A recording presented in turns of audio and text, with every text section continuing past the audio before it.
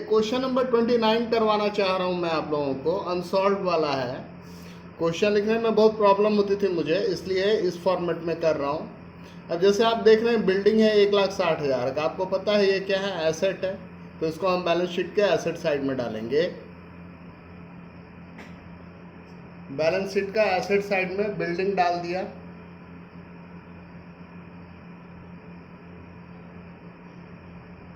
कितना है, 1,60,000।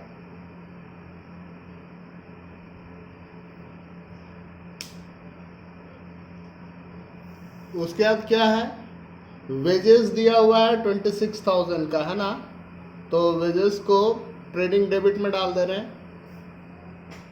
ट्रेडिंग तो आपको दिख ही रहा है, उसमें वेजेस डाल दे रहे हैं 26,000।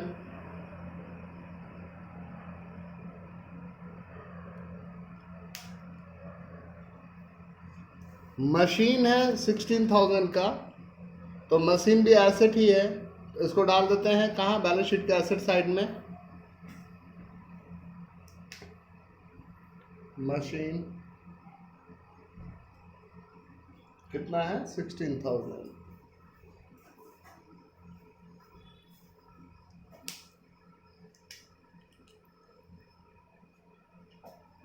फिर उसके नीचे लिखा हुआ है salaries and wages.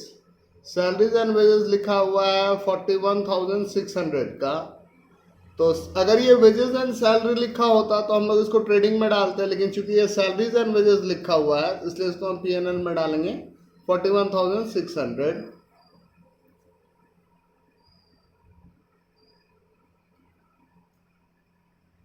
Salaries and wages 41,600।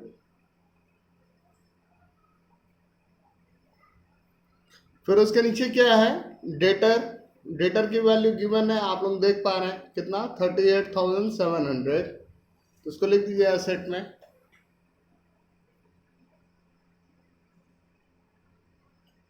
$38,700।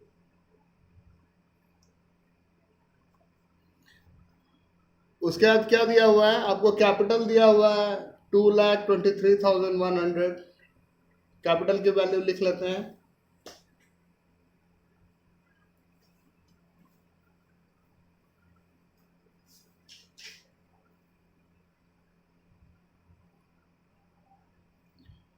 फिर क्या लिखा हुआ है, परचेज। परचेज लिखा हुआ है 56,500।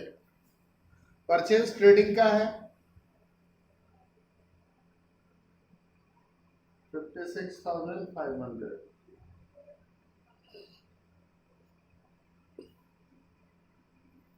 उसके बाद क्या है, सेल्स लिखा हुआ है 1,07,000, 1,07,000। सेल्स ट्रेडिंग में क्रेडिट साइड, ये डेबिट है ये क्रेडिट है, 1,07,000।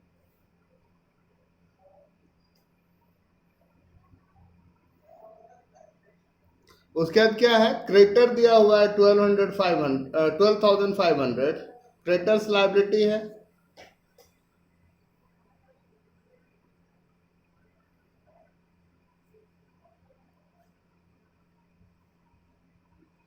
उसके बाद क्या है,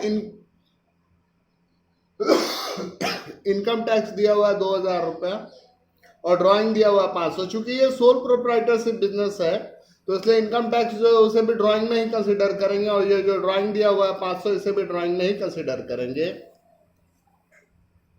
तो एक साथ ही मैं 2,500 रुपया माइनस कर दे रहा हूं, 2,000 और 500।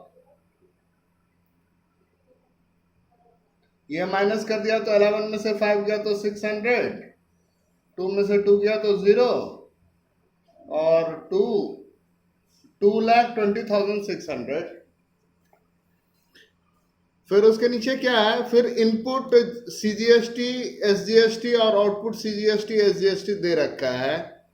तो आपको पता है इनपुट डेबिट होता है और आउटपुट क्रेडिट होता है, यही मेन एस्पेक्ट है, इसका ध्यान रखना चाहिए आदमियों को, लोगों को। तो यहां पे दिखाता हूं, सीजीएसटी और SGST, इसका डेबिट है 10,000 और इसका भी डेबिट है 10,000। इसका क्रेडिट है 12,500 और इसका भी क्रेडिट है 12,500। माइनस करेंगे तो क्रेडिट बैलेंस आएगा 2,500 रुपए का और यहाँ भी क्रेडिट बैलेंस आएगा 2,500 रुपए का।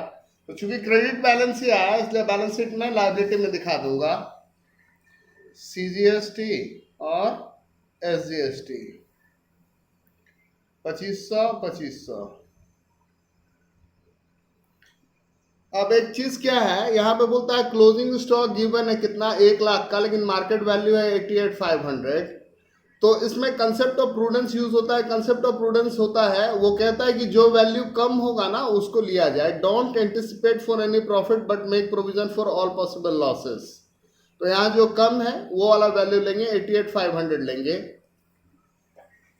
88,500। यहां भी क्लोजिंग स्टॉक ले लिया 88,500।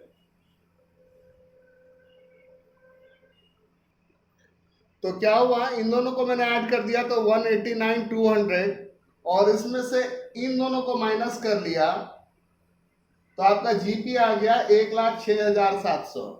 जीपी को यहां ले आए और उसमें से सैलरी एंड वेज ये माइनस कर लिया तो एनपी आ गया 65,100 और ये एनपी को यहाँ पे बिठा दे रहे 65,100 और जब इसकी टोटलिंग करते हैं तो आ जाता है कितना, 3,03,200। 3,03,200। मेरा पर्पस क्या था बेसिकली कि मैं आपको SGST और CGST को कैसे इंक्लूड करते हैं ये सिखा दूं। ये क्वेश्चन नंबर 29 है, इसको प्रैक्टिस कीजिए।